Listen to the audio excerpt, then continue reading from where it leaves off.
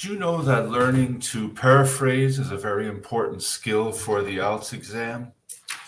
It's essential, especially when it comes to the writing and the speaking sections. And you'll also find it very useful when it comes to the listening and the reading sections. And one of the reasons it's so important is that it will help you avoid being repetitive in your writing. And it will also allow you to highlight the important parts of your speaking.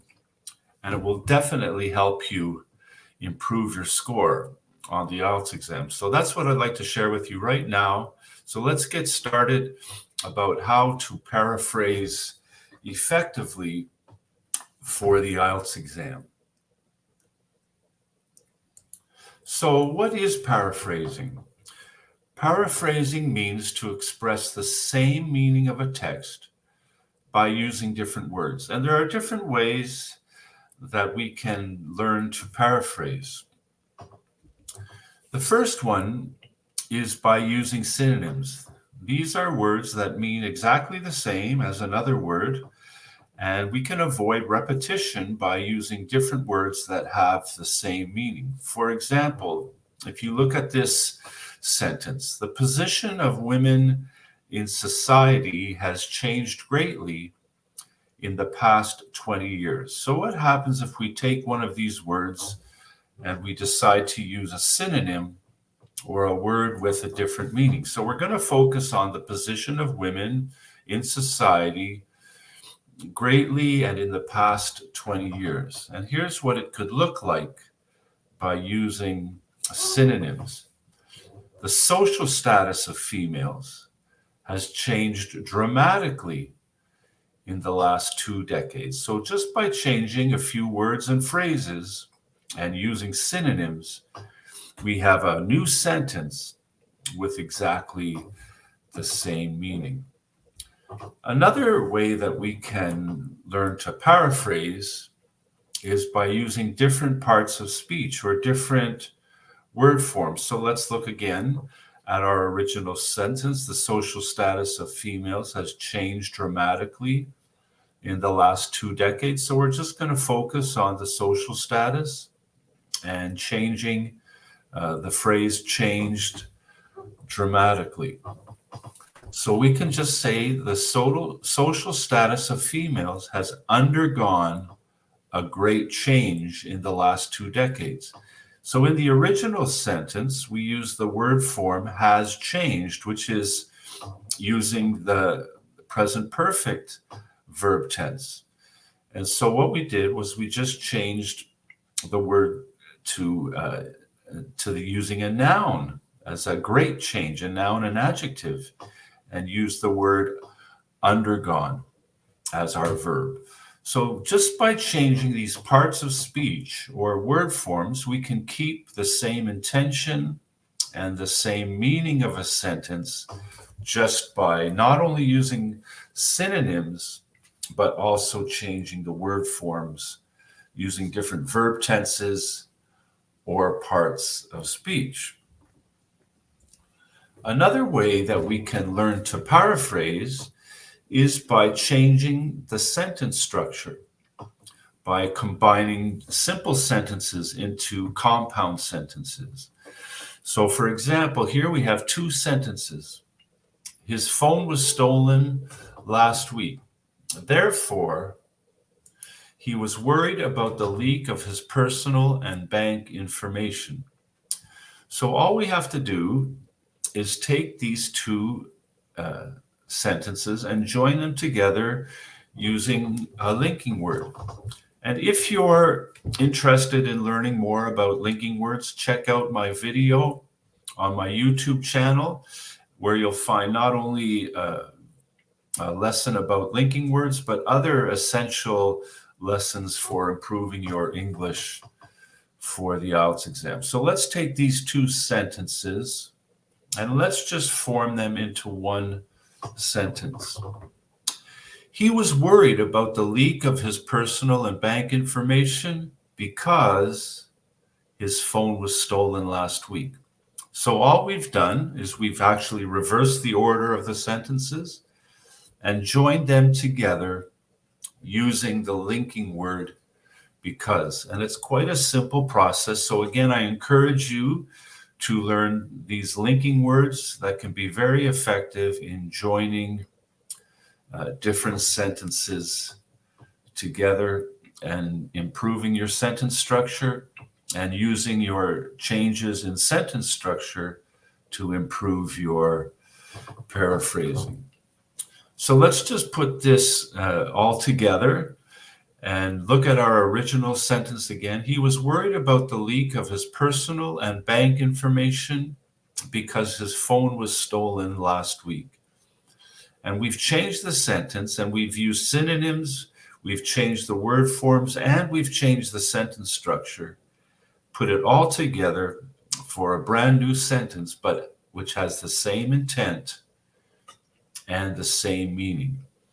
He was afraid that his personal and bank information would be leaked out because his phone was stolen a few days ago. So we've just changed the word worried with a synonym, afraid. And instead of saying the leak of his personal and bank information, instead of saying the leak, we changed his personal and bank information would be leaked out. Because his phone was stolen when? We just changed last week to a few days ago. So you can see how these simple changes can help you avoid being repetitive. It can help you emphasize what you really want to make clear in the intention. So in this sentence, we really want to express the idea that he was worried or he was afraid. And we've structured the sentence to make that very clear. So I hope you're finding this helpful. We're going to continue with just a couple of more examples of how we can really improve our paraphrasing for the IELTS exam. So let's take a look at this sentence. And this is typical of a sentence that you might use in writing task 1 of the IELTS exam. The table and chart show the time spent at leisure and household activities in 2008. And maybe you might have a sentence like this in the prompt of your task 1 writing. And one of the ways that you can get your essay started in task 1 is to take the prompt and to paraphrase it and use it as your introduction. So here's an example, a very practical example for writing task 1. We can see how people distribute their time on leisure and household activities in 2008 from the table and chart. So we've changed the order and structure of the sentence a little bit. We've added in some words instead of show. We've said we can see, and we've said distribute their time instead of time spent. So just another example specifically for task 1 of how you can use paraphrasing to be more effective in expressing your intent and also display a higher level of English and improve your score in writing task 1. But let's take an example that we might see maybe in writing task 2.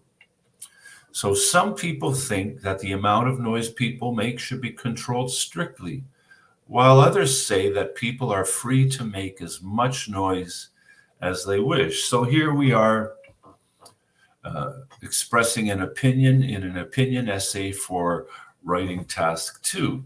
Let's see how we can paraphrase this sentence. And again, it's the same idea. You might have a sentence in the prompt, and to get you started with the introduction and topic of your essay, you may just want to paraphrase the prompt. So that's just a quick tip for the writing section. Is sometimes it's a simple to get started in your introduction by just paraphrasing the prompt and description you've been given for your essay. So here's an example of how we can use synonyms and sentence structure and different word forms to express the same meaning. Some people think that the amount of noise people make should be controlled strictly, while others say that people are free to make as much noise as they wish. Well, let's change that to some people claim that it is the people's right to make as much noise as they want. However, others think that there should be strict control over the amount of noise. So if you can learn to master these paraphrasing, improve your vocabulary by learning synonyms, you'll find that you'll be able to improve your writing score, avoid being repetitive, and express clearly what you want to say. I hope you found this video helpful. If you want more information about improving your vocabulary or learning those linking words or other essential information for improving your English for the IELTS exam, don't hesitate to check out and subscribe to my YouTube channel. And I look forward to sharing more information with you about the IELTS exam on other videos.